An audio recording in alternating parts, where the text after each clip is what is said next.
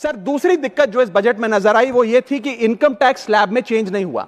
Sir हर साल देश का आम आदमी जब वित्त मंत्री जी की बजट की स्पीच सुनता है तो वो इसलिए नहीं सुनता कि पीएलआई की क्या इन्वेस्टमेंट होगी, कौन सा कॉरिडोर बन रहा है। देश का आम आदमी सैलरीड क्लास इसलिए बजट की स्पीच सुनता है कि उसके अंदर स्लैब में कोई रिवीजन होगा, क्या हमारी स्टैंडर्ड डिडक्शन की जो हमें डिडक्शन मिलती है वो बढ़ेगी। लेकिन इस बार बजट में देश का आम आदमी और खास तौर पर देश का मिडिल क्लास डिसअपॉइंट हुआ।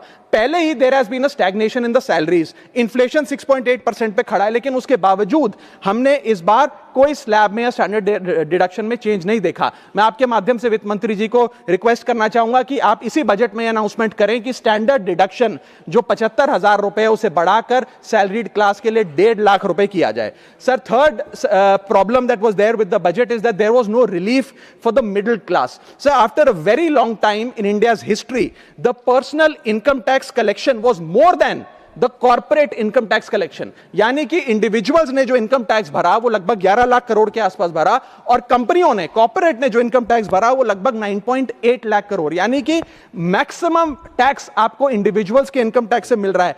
आप मिडिल क्लास वो टैक्स भर रहा है। आज वो दौर आ गया है कि हम मिडिल क्लास को अपलिफ्ट करें, मिडिल क्लास को पैम्पर करें, नहीं तो मिडिल क्लास एक सैंडविच की तरह रिच क्लास और पुअर क्लास में दबता चला जा रहा है। सर राइजिंग कॉस्ट प्रेशर्स के चलते पिछले वित्तीय वर्ष में मिडिल क्लास ने देखा कि उसके एजुकेशन के खर्चे में 8% की बढ़ोतरी हुई, हेल्थ केयर 9% से महंगा हुआ, रेंट 7% से, फूड 6% से, ट्रांसपोर्ट 5% से।